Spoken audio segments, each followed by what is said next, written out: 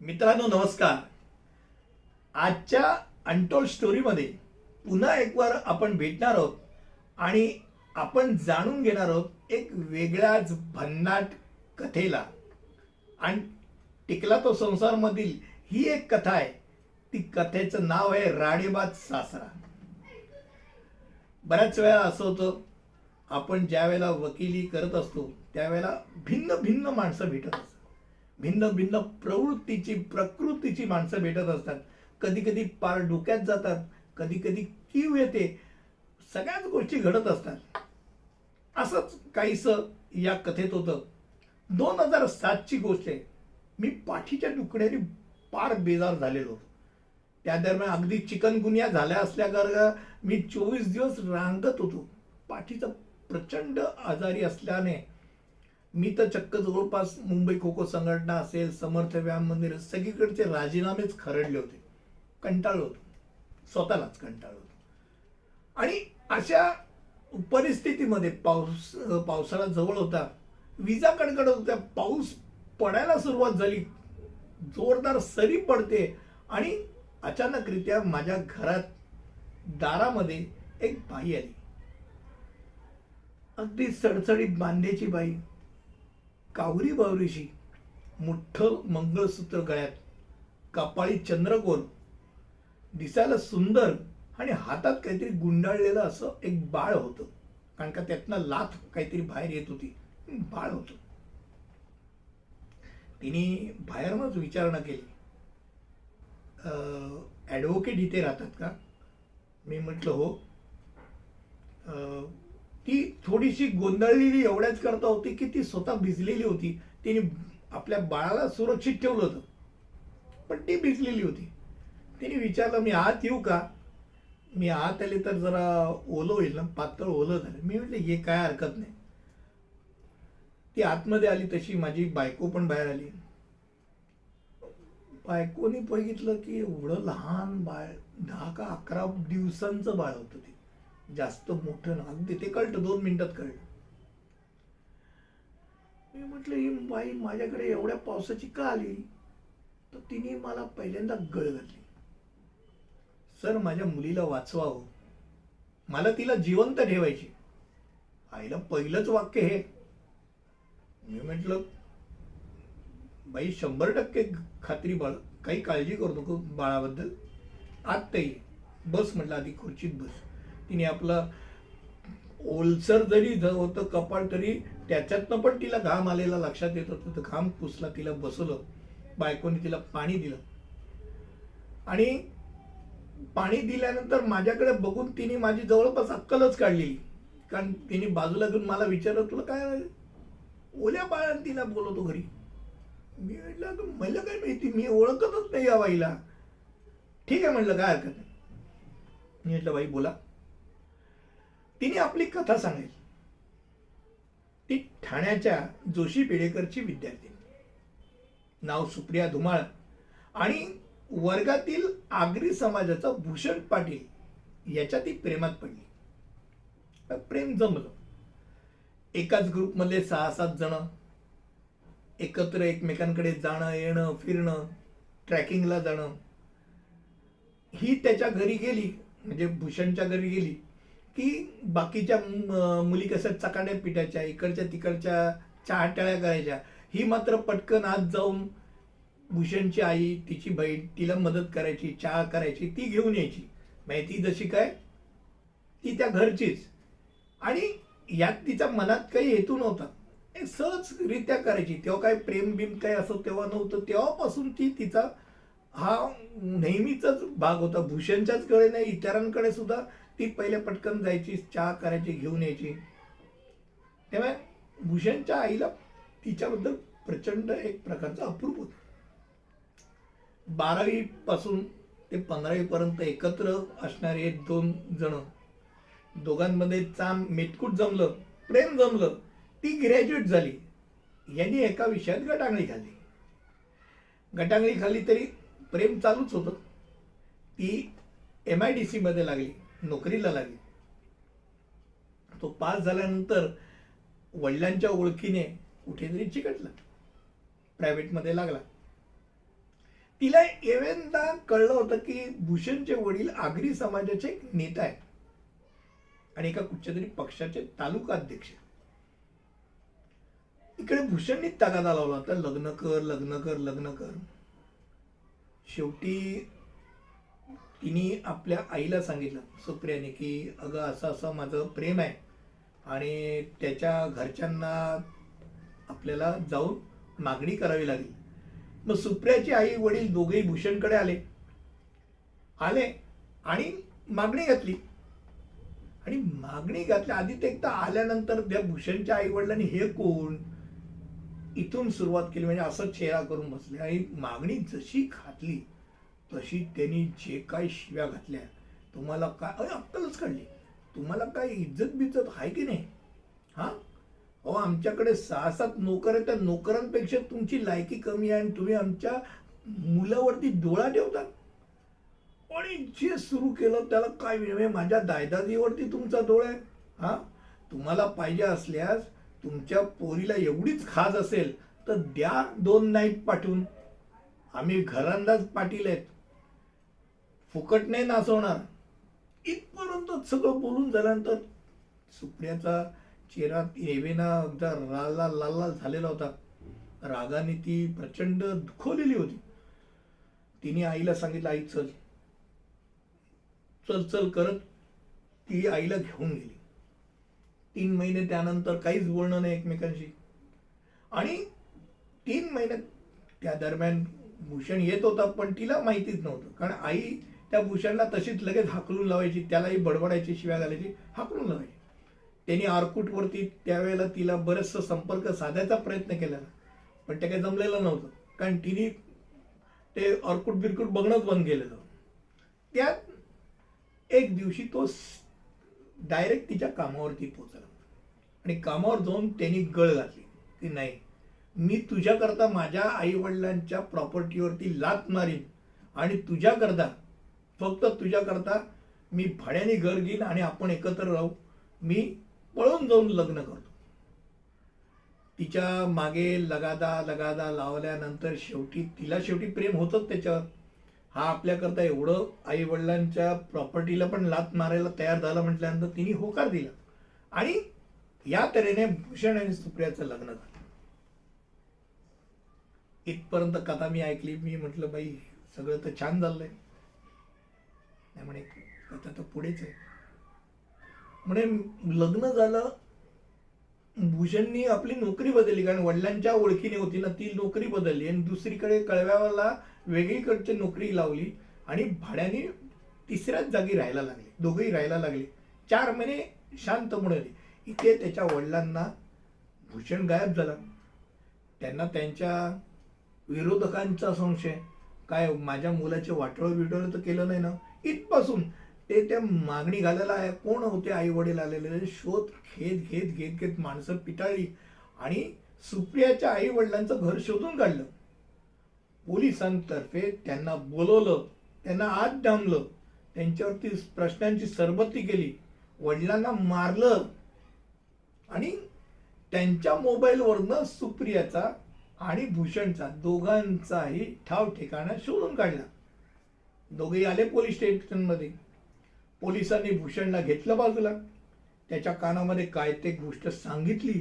हा भूषण आपला खांब असा पुसत सांगितलं की नाही माझ्यावरती जबरदस्ती झाली म्हणून मी लग्न केलं, मी नाहीतर मी लग्न करायला तयार नव्हतो. इथे सुप्रियाला कळेल ना काय होते. आई वडील आतमध्ये तुरुंगाच्या आतमध्ये, म्हणजे ते पोलीस स्टेशनच्या आतमध्ये दिसत आहेत. इथे आपल्याबरोबर आलेला आत्ता 2 मिनिटात फिरला. तिचं डोकंच चाले ना.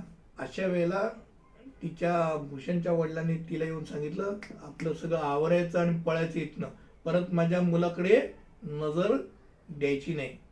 आई वडिलांना घेऊन ती जशी आपल्या घराकडे आली, बघते तर घर पार आई वडिलांचं घराला त्यांनी जाळून टाकलं. भूषणच्या वडिलांनी कार्यकर्त्यांना सांगून तिकडच्या त्यांचं जे काय बैठक घर होतं ते बैठक घर आणि आजूबाजूची 4-5 घरं जाळून टाकली. एवढा दरारा. कोणी कंप्लेंट करायला तयार नाही, कोणाला दाद मागणार. तरी त्यातून सुप्रिया बोली नाही आई काही काळजी करू नको, आपण यातनंही जगू. आणि तिने परत हिमतीने, कारण थोडी नोकरी होती तिच्याकडे, हिमतीने परत तिच्या ओळखीच्यांकडनं तिने भाड्याने घर घेतलं.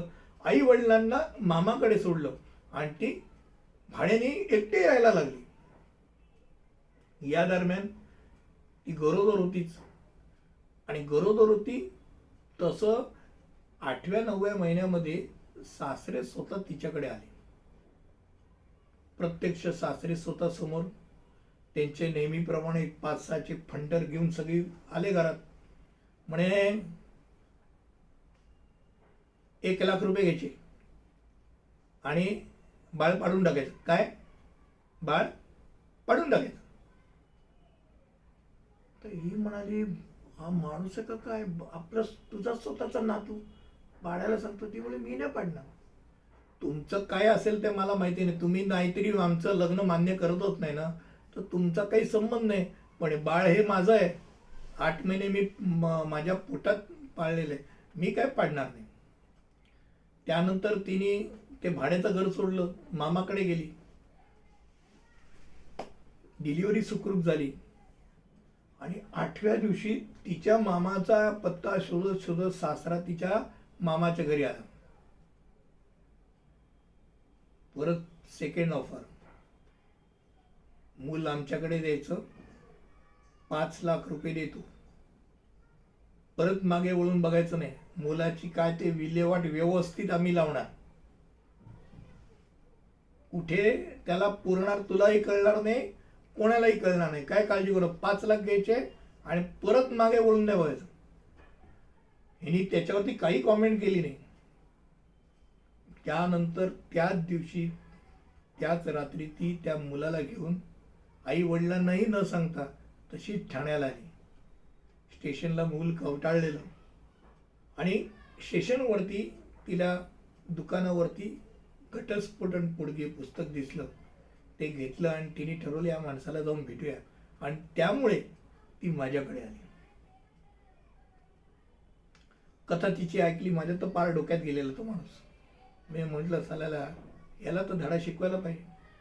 मी म्हटलं बाई काही काळजी करू नको, माझी आत्ता ॲक्च्युली माझी पाठ खूप दुखते, माझे स्वतःचे शारीरिक अडचणी आहेत, मी तरी त्याच्यावर मात करीन, काळजी करू नको, तुझ्याकरता मात करीन, पण यातून मार्ग बाहेर काढीन आणि तुला न्याय द्यायचा नक्कीच प्रयत्न करेन. तिने फक्त मला एक विचारलं, साहेब तुम्ही फुटणार नाही ना? ते म्हटलं अगं मला माझी झोप प्यारी आहे, अशा ठिकाणी जर फुटलो ना तर आयुष्यात कधी झोपणार नाही मी. म्हटलं काही काळजी करू, मला भले 2 रुपये मिळत असतील ना तर ते सुद्धा मला पुष्कळ आहे, मला त्या 200 रुपयाच्या पाठी लागणार, आणि असं विकत जाणारा वकील मी नाही. म्हटलं काळजी करू, आणि अशा माणसाला आयुष्यात नाही, या माणसाला धडाच उचलायचा, मी तुझ्याकडनं पाहिजे तर 1 रुपया घेणार नाही, उलटा प्रकार आहे, लक्षात घे. ती काही बोलली नाही. आणि मग मी पहिल्यांदा काय केलं असेल तर सासऱ्याच्या मागे त्याचा संपूर्ण काय न तो पहिल्यांदा तो काय आहे ह्याची माहिती घ्यायला सुरुवात केली. लक्षात आलं की तो त्यांचा एक आगरी समाजाचा फक्त दाखवायला नेता आहेत. त्यांनी असं दाखवलं होतं, क्रिएट केलं होतं की माझ्या मागे पूर्ण समाज आहे. समाजाचे काय त्याचे जे काय 5-10 पाळलेले गुंड होते तेवढेच त्याच्या पाठीशी होते. त्यांच्याच पक्षाचा वरच्या थरावरचा नेता माझ्या ओळखीचा आहे. आपलं अधिक सर्वोच्च नेता, त्याची ओळख, त्याच्याकडे गेलो आणि त्याच्याकडे ही गोष्ट मांडली. म्हटलं तुमच्या पक्षामध्ये असा व्यक्ती जर विवाहपूर्वक असेल तर त्यासारखी दुसरी दुर्दैवी गोष्ट नाही. त्या माणसालाही माझं बोलणं एकदम पटलं. तो बोलला साहेब काय काळजी करू नका सर, मी इथनं त्या व्यक्तींना फोन करतो, तिकडच्या जिल्हाध्यक्षाला फोन करतो, आणि हा व्यक्ती हा काय तालुकाध्यक्ष जे काय असेल आमच्या पक्षात नसेल. झालं. वरनं बंगल्यावरनं फोन गेल्यानंतर काय होणार, तिकडे मी तरी गेलो, जिल्हाध्यक्षांकडे गेलो, जिल्हाध्यक्षांनी त्याला बोलून घेतलं आणि माझ्या समोर भाग्या जमलं, जाम शिव्या बिव्या घातल्या आणि मला हे यापुढे एक तर तिकडे बघायचं पण नाही त्या मुलीकडे, आणि नंबर 2 माझ्या पक्षात पण राहायचं नाही. पक्षातनं तुला काढून टाकलं, तिथे उभ्या उभ्या काढून टाकलं. काढून टाकलं. तो एक भाग झाला. त्यानंतर इन्कम टॅक्सच्या लावला त्याच्या मागे फेरा. माहिती काढलेलीच होती, त्यानुसार इन्कम टॅक्सची धाड पडली आणि इन्कम टॅक्सच्या माझ्या ओळखीचे जे मित्र त्यांच्यातर्फे त्यांना टिप्स दिल्या गेलेल्या होत्या, त्यानुसार धाड पडली. 40 किलो सोनं ज्या ठिकाणी लपवलेलं होतं त्यांनी जे चिपा होत्या त्या चिपा सापडल्या, त्याचा हिशोब नाही. त्याचं जे काय बार होतं त्या बारमध्ये धाड टाकली गेली. तिथे वेश्या व्यवसाय चालवत होता, त्या लोकांनी पण ह्याचं नाव घेतलं, तिथे लटकला. आणि एक म्हणजे तसं म्हणताना 7.5 लागली. एक पाठोपाठ दोन, दोन पाठोपाठ तीन, अशा केसेसवर केसेस. आता न्यायालयात जाताना त्यांच्या गाडीने पोलिसांच्या गाडीला उडवलं. मेले कोण नाही, पण ते सगळे जबर जखमी झाले ते पोलीस. ती एक वेगळी केस सुरू झाली. या ह्याच्यात मी म्हटलं खूप सुंदर संधी आहे. एकाच वेळेला डोमेस्टिक व्हायलन्स केस, 498A ची केस आणि नांदवण्याची आणि पोटगीची केस, अशी 3 ठिकाणी 4 केसेस टाकल्या. त्यांना या कोर्टात त्या कोर्टानं त्या कोर्टानं त्या कोर्टात, आधी मी टाकलेल्या केसेस तर बाकीच्या केसेस पण झालेल्याच होत्या, वेगळ्या पण लावलेल्या होत्या. हे त्याला कळत होतं की काय चाललंय. पार जमिनीवरती आले, पार जमिनीवरती आले. हैदोस घरात मुलगा आला. नांदवण्याच्या केसला मुलगा आला. त्याच्याबरोबर 4 बाउन्सर होते. त्या बाउन्सरला असताना पण मी बाजूला घेतो, त्याला म्हणते इकडे, आणि त्याला फक्त विचारलं की तू असं का सांगितलं पोलीस ठाण्यात. त्यांनी सांगितलं, सर वडिलांनी एक निरोप दिला होता, बायको जिवंत पाहिजे असेल तर मी सांगतो तसं सांग, नाहीतर बायको पोलीस स्टेशनच्या बाहेर गेल्या गेल्या मेलेली दिसेल. मी म्हटलं हरकत नाही, आता तरी तुला नांदवायचे ठरव एकदापर्यंत, कारण मला शेवटी कोणाचा संसार बिघडवायचा नाही. तिचं तुझ्यावर असीम प्रेम आहे, तुझं तिच्यावर प्रेम आहे असं मला वाटतं. काय करतो बोल. तुला मला नांदवायचे.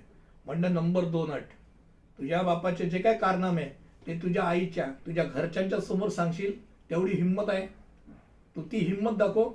तुझ्या पायच्या घरी मी येतो. हे कसले धंदे, स्वतःच्या घरातल्या सुनेच्या आणि स्वतःच्या तुझ्या मुलाला, म्हणजे त्यांच्या घराच्या त्यांच्या तुझ्या आईच्या नातवाला तू मारायला निघाला. लाज नाही वाटत तुम्हाला लोकांना. नाही म्हणे मी उठतो, मला हे पटलंच नाही. त्यांनी घरी परत दुसरा जाऊन ती आग लावली. आईला सांगितलं की बापाने हे असं असं केलं थेर. केस सुरू झाली. मुलगा नांदवायला तयार झाला, पोरगी तयार झाली परत जायला, आणि इथे इन द मिनटाइम बापाला 2 अटॅक येऊन गेले. अटॅक आले. वडिलांना त्यांची चूक समजली की सुनेला आपण परतवली आणि घरातल्या मुलाला, जो येणारा लहान मूल आहे त्या मुलाला मारण्याकरताचं प्लॅनिंग जे केलं, त्यामुळे कुठेतरी देवाने त्याला अद्दल घडवायला सुरुवात केली आहे. त्यावेळेला त्यांनी ठरवलं की नाही, आपण आपली चूक परत सुधरूया, मुलीला मानाने बोलूया. मुलीला मानाने बोलवणं केलं. मुलगी निघाली. घरात पोचायच्या अगोदर सासरा वारला होता. वारला सासरा. त्या घरी पोचायच्यात त्यांची मेजर अटॅक येऊन ते गेलेले. तिने फक्त शांतपणे सुंदररित्या त्यांच्या बॉडीकडे बघितलं, थंड डोक्याने, कुठेही काही रडगणं हसण्याने नमस्कार केला आणि भूषण सोबत पुढे ती नांदायला लागली. आज ते खूप चांगलं जोडपं, आज त्यांची मुलगी खूप चांगल्या तऱ्हेने शिकते. पण असा राडेबाज सासरा बघितला नव्हता.